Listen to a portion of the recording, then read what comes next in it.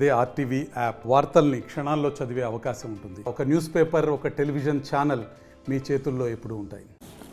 అసెంబ్లీలో మాట్లాడుతూ పరిటాల సునీత గారు నిన్న మరి ఒక 2-3 రోజుల కింద కూడా ప్రభుత్వాన్ని నిధుల గురించి విజ్ఞప్తి చేస్తూ మాట్లాడడం జరిగింది. గత 9 నెలలుగా ఏమీ అభివృద్ధి చేయలేకపోయాము, రాప్తాడు నియోజకవర్గానికి ₹1 కూడా నిధులు ఇవ్వలేదని చంద్రబాబు గారికి ఇండైరెక్ట్గా తెలియజేస్తూ, జగన్మోహన్ రెడ్డి గారు ముఖ్యమంత్రిగా ఉండగా నేను శాసనసభ్యునిగా ఉండగా తీసుకొచ్చినటువంటి పథకాలకు నిధులు అడగడం గురించి మనం విన్నాం. ఆమె అంతకుముందు 3 దఫాలు ఎమ్మెల్యేలు ఉన్నా కూడా ఎన్నడూ కూడా పేరూరు డ్యాంకు నీళ్లు తీసుకొని రావాలనేటువంటి ఆలోచన ఆమె చేయలే. 2018లో పనులు మొదలుపెట్టిన ఆ సందర్భం గురించి కూడా మనం మాట్లాడుకోవాలి. పేరూరు డ్యాంకు నీళ్ళు ఇవ్వడానికి కొత్తగా ఏ స్కీమ్ అక్కర్లేదు. అంద్రినీవా మడక్సిర బ్రాంచ్ కాలువ నుండి రొద్దం మండలంలోని పెన్నా నది గుండా నీళ్లు తీసుకొచ్చి పేరూరు డ్యామ్ నింపచ్చు అనేసి మేమందరం కూడా సెలవిచ్చిన, దప్పికైనప్పుడు బావి దవ్వుకోవాలనేటువంటి పెత్తందారి విధానానికి ఆమె పాల్పడింది.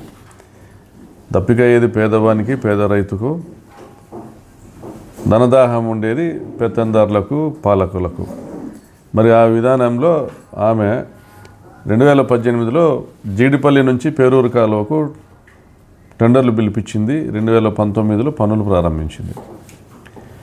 ₹1 కూడా ఆ ప్రభుత్వం నిధులు ఇవ్వలే. నేను ఎమ్మెల్యే అయినాక ₹170 కోట్ల వాళ్ళ కాంట్రాక్టర్కే, సునీతమ్మ ఎంచుకున్నటువంటి కంపెనీకి ₹170 కోట్ల నిధులు ఇప్పించిన, పనులు కూడా బాగా వేగవంతంగా చేయించినాం. అదేవిధంగా ఈ కాలువ పనులకు సంపూర్ణంగా భూసేకరణ చేసి, పంప్ హౌజుల నిర్మాణం చేసి, బ్రిడ్జిల నిర్మాణం చేసి, సంపూర్ణంగా పనులు పూర్తి చేసి పేరూరు డ్యాంకు నీళ్ళు ఇవ్వాలంటే కనీసం 10 సంవత్సరాలు పడుతుంది. ఈ 10 సంవత్సరాలు ఈ ప్రాంత రైతులను ఎండబెట్టడం అది సబబు కాదు. వారందరి దీర్ఘకాలిక కోరిక, ఈ ప్రాంతంలోని రైతుల యొక్క ఒక ఆశ అయినటువంటి పేరూరు డ్యాంకు అంద్రినీవా నీళ్ళు అనేటువంటి వారి కళను సాకారం చేయడానికి, రాజశేఖర రెడ్డి గారి మాటను నిలబెట్టడానికి మడక్సిర బ్రాంచ్ కాలువ నుండి పేరూరు డ్యాంకు 1 టీఎంసీ నీళ్లు విడుదల చేసేందుకు జగనన్న సహకారంతో జీవో తీసుకొని వచ్చాము. దాతల సహకారంతో, రైతుల సహకారంతో దాదాపుగా ₹5-6 కోట్ల ఖర్చు పెట్టి ప్రభుత్వం నుంచి రూపాయి నిధులు తీసుకోకుండా పెన్నా నదిలో రొద్దం మండలము, నాగలమడక హోబ్లీ, మరి అదేవిధంగా రామగిరి మండలంలోని పెన్నా నదిలో 45 కిలోమీటర్ల పాటు కాలువ నిర్మాణం చేసి పేరూరు డ్యాంకు 3 సంవత్సరాలుగా నీళ్ళు ఇచ్చినాం. మేమున్నటువంటి చివరి సంవత్సరంలో, శాసనసభ్యులుగా ఉన్నటువంటి చివరి సంవత్సరంలో కుప్పంకు నీళ్లు తీసుకుపోయే క్రమంలో నీళ్లు ఇవ్వలేకపోయాం. మరి ఈమె పరిటాల సునీత ఇప్పుడు ఎమ్మెల్యేగా మళ్ళీ గెలిచింది. ఈరోజు కూడా నీకు రూపాయి ఖర్చు ఏమవ్వదు. ఈరోజు శ్రీశైలం డ్యాంలో ఇంకా 70 టీఎంసీల నీళ్ళు ఉన్నాయి. నువ్వు చంద్రబాబు నాయుడు గారికి చాలా సన్నిహితంగా ఉన్నారు. మీరందరూ కూడా పరిటాల కుటుంబం ముందు నుంచి 70 టీఎంసీల నీళ్లు శ్రీశైలంలో ఉన్నా అంటే దాదాపుగా 140 రోజుల పాటు నీళ్లు తెచ్చుకునేటువంటి అవకాశం ఉన్నా, పేరూరు డ్యామ్ నింపగలిగేటువంటి అవకాశం బ్రహ్మాండంగా ఉన్నా, పేరూరు డ్యాంకు నీళ్ళు ఇవ్వమని అసెంబ్లీలో ఒక్క రోజు కూడా నువ్వు మాట్లాడలే. ముఖ్యమంత్రిని గెలిచి పేరూరు డ్యాంకు నీళ్ళు విడుదల చేయమని అడిగినలే. లోకేష్ని గెలిచి కూడా ఆ విషయంగా నువ్వు మాట్లాడిచ్చిందిలే. అసలు అవసరం కూడా లేదు. జీవోనే తెచ్చాం. జీవో 1 టీఎంసీకి జీవోనే ఉంది. ఐఏబీ మీటింగ్లో నువ్వు అడిగినా కూడా నీళ్ళు విడుదల చేస్తారు ప్రభుత్వం. కలెక్టర్ గారు నీళ్లు రిలీజ్ చేసేదానికి దాంట్లో ఇంక్లూడ్ చేస్తారు వాటర్ షెడ్యూల్లో. మరి ఏ సందర్భంలో కూడా పేరూరు డ్యాంకు నీళ్ళు ఇవ్వాలని నీ ఆలోచన నీ దగ్గర లేదు. తీరా జీడిపల్లి నుంచి గొల్లపల్లి రిజర్వాయర్ నింపినారు, మడక్సిర బ్రాంచ్ కాలువకు నీళ్లు విడుదల చేస్తున్నారు అన్నప్పుడు పేరూరు డ్యామ్ దగ్గర గేట్లు ఇప్పదీపిచ్చేసి రిపేర్ ఉన్నాయి, రిపేరు నెలలో చేస్తాం, 2 నెలల్లో చేస్తాం, రేపు సంవత్సరం నీళ్ళు ఇస్తామని కట్టుకథలు చెప్తాను. మరి నీ వైనము పేరూరు డ్యాంకు నీళ్లు తీసుకొస్తే దిగువనున్నటువంటి గ్రామాల రైతులు బాగుపడతారు, కానీ నీకు ₹1 కూడా ఆదాయం రాదనేటువంటిది నీ యొక్క తత్వము ప్రజలకు బోధపడింది. మీరు చేయలేనివి ఎన్నో మీ ప్రత్యర్థి అయినటువంటి తోపుదుర్తి ప్రకాష్ రెడ్డి చేసినాడు, ప్రజల్లో మంచి పేరు తెచ్చుకున్నాడు. అయినా ఈవీఎంల సాయంతోనో ఇంకొక రకంగానో మీరు గెలిచినారు. గెలిచిన తర్వాత ఆర్థికంగా రాజకీయంగా ప్రకాష్ రెడ్డిని అణిచివేయాలనేటువంటి ఒక మీ దుగ్ధతో మీ దురాలోచనతో రాష్ట్రంలోని 50,000 మంది మహిళలను ఇబ్బంది పెడతా ఉన్నారు. 50,000 ఇండ్ల నిర్మాణాన్ని మీరు నిలబెట్టినారు.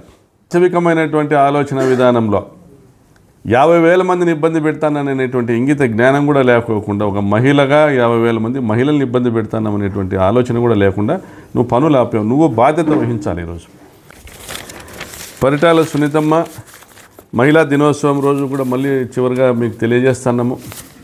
నియోజకవర్గంలో మేము తీసుకొచ్చినటువంటి పైప్ లైన్ పనులను పూర్తి చేయించండి. నియోజకవర్గానికి తాగునీటి కొరతను తీర్చడానికి దాదాపు 90 కోట్లతో జగన్ గారు ఇచ్చినటువంటి పిఏబిఆర్ పైప్ లైను దాదాపు 60 కోట్ల పనులు పూర్తయినాయి, అవి కంప్లీట్ చేయించండి. అదేవిధంగా పేరూరు డ్యాంకు మేము నీళ్లు తెచ్చాం, అది మళ్ళీ కూడా ఇప్పుడు కూడా మీకు మళ్ళీ భగవంతుడు అవకాశం కల్పించినాడు. శ్రీశైలం డ్యాంలో 140 టీఎంసీలు 140 రోజుల పాటు నీళ్ళు ఇచ్చేటువంటి విధంగా 70 టీఎంసీలు నీళ్ళు ఉన్నాయి. ఇప్పుడైనా పేరూరు డ్యాంకు నీళ్ళు ఇప్పించండి. అదేవిధంగా మీరు ఏదైతే ఈ 500 కోట్ల రూపాయలు ఈ నియోజకవర్గంలో లైనింగ్ పనుల కోసం ఖర్చు పెట్టాలనుకుంటున్నారో ఆ నిధుల్ని జీడిపల్లి పేరూరు డ్యాంకు సంబంధించిన లిఫ్ట్ ఇరిగేషన్ ప్రాజెక్ట్ కోసం ఖర్చు పెట్టండి. రైతులకు ఉపయోగపడుతుంది. లైనింగ్ చేయడం వల్ల రైతులు దెబ్బతింటారు. ఈ 100 కిలోమీటర్ల హంద్రీనివా కాలువ రాప్తా నియోజకవర్గంలో ఉంది. దాని దిగువన దాదాపుగా 1,00,000 ఎకరాల్లో పంటలు దెబ్బతింటాయి, భూగర్భ జలాలు అడుగంటిపోతాయి. ఇప్పటికైనా నువ్వు ఆలోచన చేసుకోమ్మా. నీకు చేత కాదు, నిజంగా ముఖ్యమంత్రి నా మాట వినడంలే అని నువ్వు చెప్పుకుంటున్నావు. ముఖ్యమంత్రి మా మాట వినడంలే అని నీకు సంబంధించినటువంటి మీ కొడుకు సంబంధించినటువంటి ఫేస్బుక్ పేజీల్లోనో లేదా మీకు సంబంధించినటువంటి యూట్యూబ్ ఛానల్స్లోనో మీరు లైనింగ్కి మీరు కూడా అనుకూలం కాదని చెప్పే ప్రయత్నం చేస్తున్నారు. అయితే లోకల్ లీడర్లను పిలిచి మాట్లాడుతున్నావు, లైనింగ్ జరగనియండి, అడ్డుకోవద్దండి అని పిలిచి మాట్లాడుతున్నావు. మరి 2 విధాల వ్యవహారం కరెక్ట్ కాదు. నీకు చేతనైతే లైనింగ్ పనులను అడ్డుకో. హంద్రీనివా ఈరోజు 83 టీఎంసీల ప్రాజెక్టు, దాన్ని 40 టీఎంసీలకు కుదించేదానికి చంద్రబాబు ప్రయత్నం చేస్తున్నాడు. చేతనైతే లైనింగ్ పనులు అడ్డుకో, లేకుంటే రాజీనామా చేయి. నువ్వు రాజీనామా చేసినా కనీసం నీకు గౌరవం ఉంటుంది. ఆ పదవి కట్టుకొని ఆ పదవి పట్టుకొని దాన్ని ఏలాడుకుంటా రైతులకు అన్యాయం చేసుకుంటా, మహిళలకు అన్యాయం చేసుకుంటా ఎన్ని రోజులు కాకి బతికినట్లు 100 ఏళ్ళు బతికినా ఒకటే హంసలాగా కొద్ది కాలం బతికినా అందరినీ అలరిస్తూ బతకడం ఒకటే. ఇవన్నీ కూడా వాస్తవాలు ప్రజలకు తెలుసు. ఇంక నీ నటన ఆపి పేదలకు మంచి చేసే విధంగా, రైతులకు మంచి చేసే విధంగా నీ మాటలు ఉండాలా, నీ వ్యవహారము అదే విధంగా ఉండాలా. కాబట్టి మహిళా దినోత్సవం రోజున నువ్వు మారాలా. భగవంతుడు నీకు బుద్ధినియాలని కోరుకుంటూ సెలవు తీసుకుంటాను.